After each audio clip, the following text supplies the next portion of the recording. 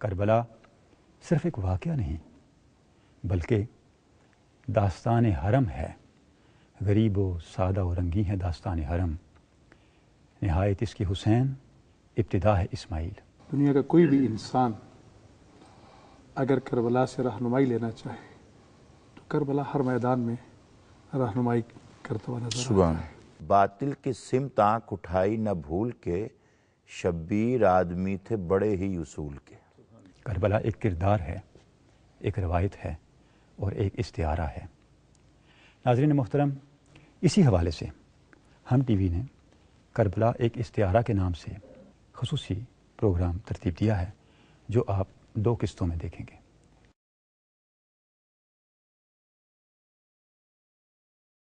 کربلا صرف ایک واقعہ نہیں بلکہ داستان حرم ہے. غریب و سادہ و رنگی ہے داستان حرم. نہایت اس کی حسین، ابتدا ہے اسماعیل. دنیا کا کوئی بھی انسان اگر کربلا سے رہنمائی لینا چاہے تو کربلا ہر میدان میں رہنمائی کرتا ہوا نظر آتا ہے. باطل کی سمت آنکھ اٹھائی نہ بھول کے، شبیر آدمی تھے بڑے ہی اصول کے. کربلا ایک کردار ہے، ایک روایت ہے اور ایک استعارہ ہے. ناظرین محترم، اسی حوالے سے ہم ٹی وی نے کربلا ایک استعارہ کے نام سے خصوصی پروگرام ترتیب دیا ہے جو آپ 2 قسطوں میں دیکھیں گے.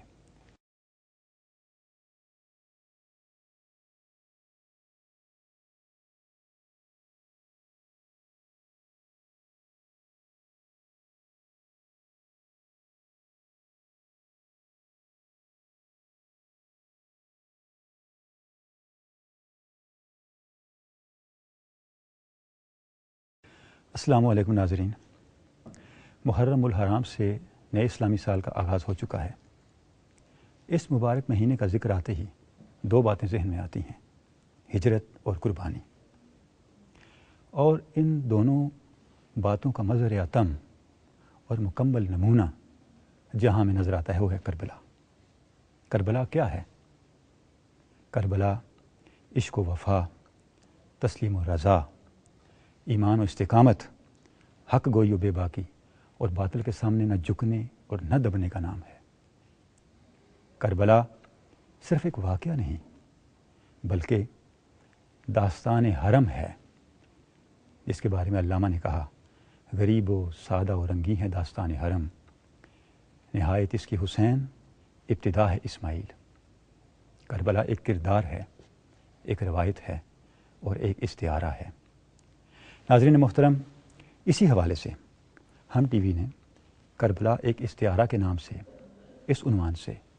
خصوصی پروگرام ترتیب دیا ہے جو آپ 2 قسطوں میں دیکھیں گے. اس کی پہلی قسط آج اور انشاءاللہ اس کی دوسری قسط آپ کل ملاحظہ فرمائیں گے. اس پروگرام میں اس بات کو جاننے کے لیے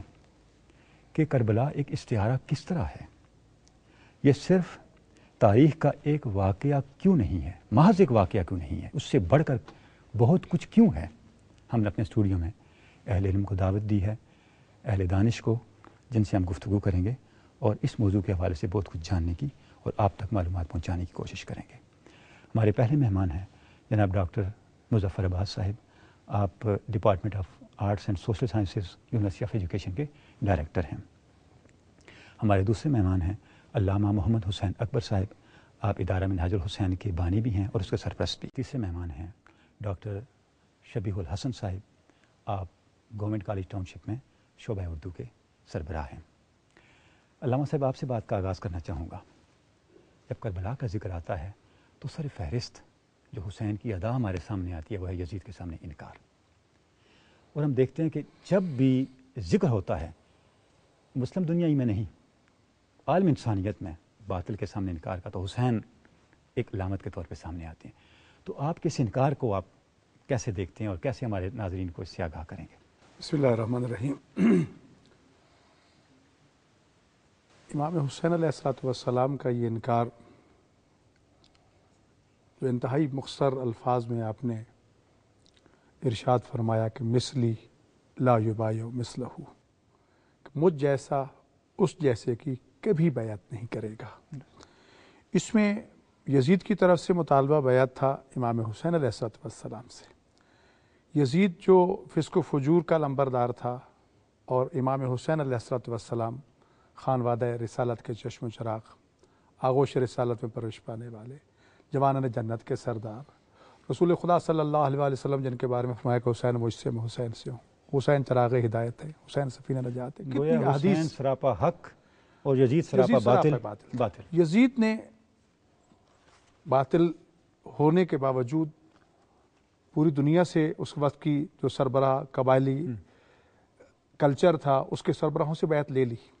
لیکن پھر بھی اسے اطمینان حاصل نہیں ہو رہا تھا کہ جب تک حسین ابن علی میری بیعت نہیں کریں گے اس وقت تک میری خلافت پہ مہر تصدیق ثبت نہیں ہوگی۔ اور حقیقت میں یزید ڈر رہا تھا کہ اگر امام حسین علیہ السلام نے میری بیعت نہ کی، ساری دنیا کر لے تو میں نے کچھ بھی حاصل نہیں کیا، کوئی حیثیت نہیں۔ اور امام حسین علیہ السلام سے بیعت لینے کا مطلب یہ تھا کہ رسول خدا صلی اللہ علیہ وسلم سے بیعت لینا، اسلام کی حقانیت سے دستبرداری تھی۔ امام حسین علیہ السلام نے اسی لیے یہ نہیں فرمایا کہ میں اس کی بیعت نہیں کرتا، بلکہ دو کردار میں اس مفہوم کو بدل دیا کہ مجھ جیسا یا جو بھی میرے کردار کا مالک ہوگا وہ روز قیامت تک کبھی بھی فعل مضارع کا صیغہ استمرار پایا جاتا ہے۔ آپ کا بیان کتنا جامع، یہ شخصیت ختم ہو جاتی ہے، یہ شخصی جھگڑا نہیں ہے، اور یہی وجہ ہے کہ اصولوں کی بات ہے، اقدار کی بات ہے، کردار کی بات ہے۔ امام حسین علیہ السلام کا یہ انکار ایک ایسا انکار ثابت ہوا کہ آج تک یزیدیت یا حسینیت کے سامنے سرنگوں ہے، اور یزیدیت اس طرح ذلیل و رسوا ہوئی ہے کہ گالی بن کے دنیا میں رہ گئی ہے۔ اس کے لیے امام حسین علیہ السلام کو بڑی سے بڑی قربانی دینا پڑی، وطن چھوڑنا پڑا، مکہ مکرمہ کو چھوڑنا پڑا، لیکن اپنے اہداف کو بیان کر کے چلے تھے۔ بس اوقات یہ کہا جاتا ہے کہ یہ ایک اتفاقی حادثہ تھا، نہیں۔ سن 58 ہجری کا امام حسین علیہ السلام کا مینا کا خطبہ اگر انسان غور و فکر سے دیکھے تو آپ نے اس وقت کا جو سیاسی اتار چڑھاؤ اور جو تغیر تبدل ہو رہا تھا اس کو پوری طرح واضح کیا، اور اس کی روشنی میں عمایتین قوم کو ان کی ذمہ داریوں سے آگاہ فرمایا تھا۔ اور جب مدینہ منورہ سے چلے تھے تو یہ نہیں ایک اچانک ہنگامی حالات میں بھاگ کھڑے ہوئے اور چل پڑے، نہیں، وہاں بھی ایک پروگرام دے کر گئے کہ میں اس لیے نہیں چاہ رہا کہ میں نے اقتدار چاہیے اور مجھے جاہ و جلال چاہیے، نہیں، بلکہ یہ ارشاد فرمایا میں تو اپنے نانا کی امت کی اصلاح کے لیے جا رہا ہوں، میں امر بالمعروف کا فریضہ ادا کروں گا، نہی عن المنکر کا فریضہ ادا کروں گا، اور میرے سامنے جو نمونہ عمل ہوگا، جو مشعل راہ ہے، وہ میرے نانا رسول خدا صلی اللہ علیہ وسلم کی سیرت ہے اور میرے بابا علی ابن ابی طالب علیہ السلام کی سیرت ہے، اور پھر اس کے لیے جتنی قربانیاں مجھے دینا پڑیں گی وہ بھی دیں گے۔ اور پھر یہ بھی عام طور پر کہا جاتا ہے کہ امام حسین علیہ السلام انتہائی جب چلے تو خالی ہاتھ تھے، نہیں، روایات میں کہ 57 اونٹوں پر صرف اچرفیاں لدی ہوئی تھیں، کیونکہ سخی الاسقیاء کا بیٹا تھا، سارے راستے میں سخاوت کرتے جا رہے ہیں، اور پھر اس راستے سے چلے تھے جو عام راستہ تھا، چھپ کے نہیں گئے، ساری دنیا کو بتا کے گئے کہ میں کس مقصد کے لیے جا رہا ہوں۔ جی علامہ صاحب، آپ نے بڑی تفصیل کے ساتھ اس پہ روشنی ڈالی۔ ڈاکٹر صاحب، آپ سے میں عرض کرنا چاہوں گا، جیسے علامہ صاحب نے فرمایا کہ جب امام پاک نے یہ فیصلہ کر لیا انکار کا، تو آپ نے فرمایا میں اس کے لیے ہر قربانی دوں گا، اور ہم دیکھتے ہیں کہ اس کے اندر تمام آزمائشیں جمع ہو جاتی ہیں، ہر طرح کی، چاہے وطن چھوڑنا ہے، چاہے اولاد کو قربان کرنا ہے، خوف ہے، حزن ہے، بھوک ہے، جس طرح کی آزمائش ہو سکتی ہے وہ آل بیت پر اور آل رسول پر اور قافلہ کربلا پہ گزرتی ہے۔ تو اس آزمائش کو آپ کیسے دیکھتے ہیں اور کس طرح اس کو بیان کیا گیا ہماری روایت کے اندر؟ تو نور صاحب، بات یہ ہے کہ یہ علامہ صاحب نے تو علم کا سمندر سمجھ لیں، بہت تاریخی اعتبار سے اور دینی اعتبار سے باتیں بتائی ہیں۔ میں تو ایک تھوڑا سا ادبی پہلو سے بات کروں گا اس کی، استعارہ کربلا کی۔ میرے نزدیک یہ جو سارا صورتحال ہے یہ کوئی ایک دن یا ایک وقت کے ساتھ معین نہیں ہے۔ ستیزہ کار ابد سے راہ ہے تا امروز، چراغ مصطفی سے شرار ابو لہبی، یہ دونوں استعارے ہیں، مصطفیٰ اور ابو لہب، فرعون اور موسیٰ، تو حسین اور یزید یہ ایک نہیں ہے۔ آپ پیچھے چلے جائیں، مثلا شبلی نعمانی نے سیرت میں بھی لکھا اور بہت سے صاحبان سیر نے لکھا ہے کہ جب حضرت عبد المطلب کے زمانے میں ابرہہ نے حملہ کیا اور خانہ کعبہ پر چڑھائی کی تو کئی دن تک وہ چڑھائی اس کا محاصرہ جاری رہا۔ ایک دن کہیں اونٹ وہ ان کے اٹھا کر لے گیا ان کا سپاہی، تو یہ چلے گئے عبد المطلب کہ جناب میرے اونٹ واپس کریں، تو انہوں نے کہا تم کعبے کے کلید بردار ہو اور تم اتنا آپ اللہ اس گھر کی حفاظت آپ کے ذمہ ہے، آپ آج تک نہیں آئے، 4 دن ہو گئے، 5 دن ہو گئے، ہفتہ ہو گیا محاصرہ کیے ہوئے، آج اونٹ لینے آ گئے ہو۔ تو انہوں نے کہا اونٹ میرے ہیں، یہ گھر جس کا ہے وہ اس کی خود حفاظت کرے گا۔ تو بات یہ کہ یہ ایک دین کا استعارہ ہے اور ایک دنیا کا استعارہ ہے۔ حسین دین کے نمائندے ہیں، کربلا دین کا استعارہ ہے، یزید دنیا کا استعارہ ہے۔ آج بھی آپ دیکھ لیں کہ دین اور دنیا کی کشمکش کبھی ختم نہیں ہوئی، اور یہ جیسے علامہ اقبال نے فرمایا ہے کہ رمز قرآن از حسین آموختیم ذات شعو شعلہ اندوختیم، یہ حسین کی جو آگ تھی سینے کے وہ قرآن کی آگ تھی، وہ قرآن کا تصورات تھے، وہ قرآن کے استعارات تھے۔ وَلْيَبْلُ وہ قرآن میں ہے نا کہ ہم آزمائش کرتے ہیں وَلَنَبْلُوَنَّكُم بِشَيْءٍ من الخوف والجوع ونقص من الأعمال والأنفس احقاق والثمرات حق کریے وبشر حسین، الصابرین جی ان سب آزمائشوں سے گزرے، گزر کے، اور وہ کیا کہتے ہیں قالوا انا للہ وانا الیہ راجعون، ہمارا تو کچھ نہیں تھا، ہماری جان مال عزت آبرو اس کے ساتھ تھی۔ خانہ کعبہ پر اگر حملہ کرتا ہے تو اس کا نگہبان اس کا خود حفاظت کر لے گا۔ ان کے پردادا نے یہی کہا تھا، ان کے والد نے یہی کہا کہ وہ بہت مشہور، مولانا مجھ سے بہتر جانتے ہیں کہ جناب علی اکبر جب گئے تو شہادت کے لیے تو انہوں نے کہا کہ تم نہ جاؤ آپ، تو کہنے لگے آپ حضور امام حسین نے فرمایا کہ موت کیسی ہے، تو کہنے لگے بابا میرے لیے موت میرے لیے کوئی چیز نہیں، میں موت مجھ پہ آ جائے پڑے یا میں اس پر پڑ جاؤں، مجھے کوئی میرے لیے ایک شیریں یعنی حلاوت آ جاتی ہے جب انسان اپنی قرب حق کے ساتھ جب کسی ایک اور مقصد جب درست ہو۔ ہم عام دنیا میں دیکھ لیں جب آپ سچی ہوں اندر سے تو آپ کو کوئی خوف نہیں ہوتا، اور اگر آپ کے اندر کوئی برائی ہو، کوئی لگاوٹ ہو، کوئی ملاوٹ ہو تو آپ تھر تھر کانپیں گے۔ تو یہ ہے کلمہ، کہا بھی جاتا ہے کہ ظالم جو قرآن کے سامنے کلمہ حق کہنا، اس سے بڑا جہاد کوئی نہیں ہے۔ امام حسین علیہ السلام نے تو کئی جہاد کیے، ایک جہاد تو بالسیف خود کیا ہی تھا، لیکن جو خطبات ان کے راستے میں جو جگہ جگہ انہوں نے، اور پھر ان سے زیادہ ان کی بہن زینب نے صلوات اللہ علیہ نے جس طرح خطبات دیے ہیں یزید کے دربار میں کہ اذان، انہوں نے اذان دلوا دی یزید نے کہ جو اذان دو تاکہ خطبہ کٹے، تو بیوی نے اذان رکوائی کہ بتاؤ مؤذن یہ جو اشہد ان محمد رسول اللہ کہا ہے یہ تمہارے دادا تھے یا میرے دادا تھے؟ تو اس انداز میں وہ یہ ایک اسلام کا سلسلہ چلا کہ کربلا ایک بخود استعارہ بن گیا۔ اگر کسی جوان کی شہادت کی تڑپ دیکھنی ہو تو اکبر استعارہ ہے، اگر کسی بچے کا مسکرا کر شہادت قبول کرنا ہو دیکھنا ہو تو اصغر استعارہ ہے، اگر کسی عورت کا ایک بھائی کے لیے قربانی دیکھنی ہو کہ بچوں کو بھی شہید کر دیا، اور اپنے بچوں کی شہادت بی بی زینب اتنا نہیں روئی تھی جتنا انہوں نے احساس کیا تھا علی اکبر علیہ السلام کی شہادت کا، تو اگر کسی ایسی خاتون کا استعارہ دیکھنا ہو تو خاتون کربلا کو دیکھیں، بی بی زینب کو۔ تو میں سمجھتا ہوں کہ کربلا تو استعارات کی ایک پوری، کربلا کا ہر جزو، ہر حصہ جو ہے ایک رہنمائی کا ایک تسلسل ہے، اور استعارہ ہوتا ہی وہ ہے جو ہمیں آئندہ کے لیے ایک روشنی، معنویت کا ایک سمندر ہوتا ہے۔ ڈاکٹر صاحب نے بھی اس پہ روشنی ڈالی۔ ہماری جو ادبی روایت ہے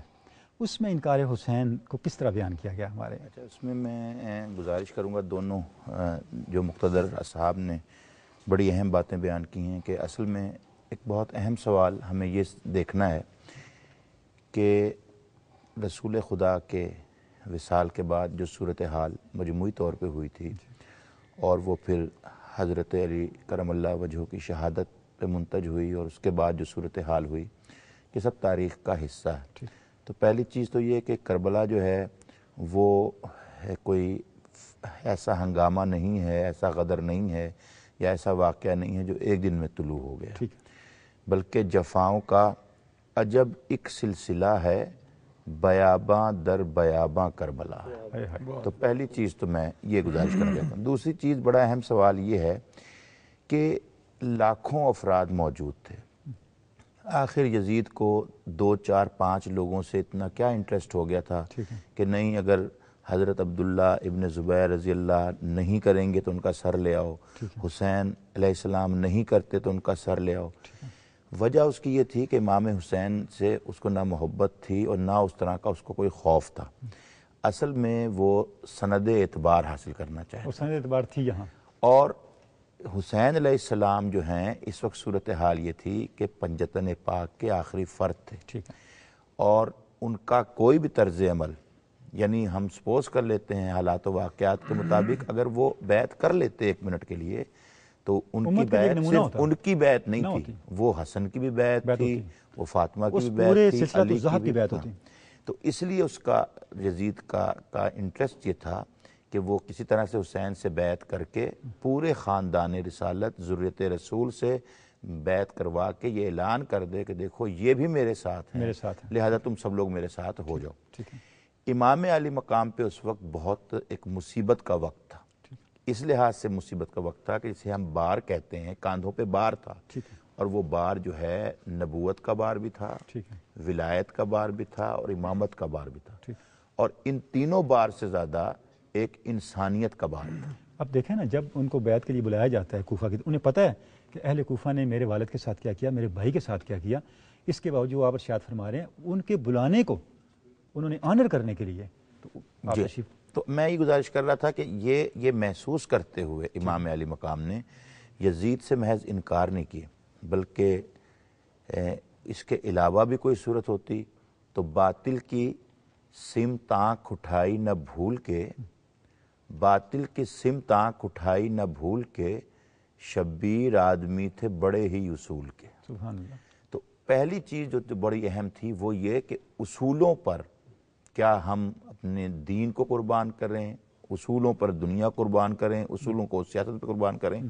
تو ایک بار تھا جو امام علی مقام پہ تھا، لہٰذا ان کا جو انکار تھا وہ ایک انکاری سلسلہ ایسا ہے جو حق و صداقت کا علمبردار بنا۔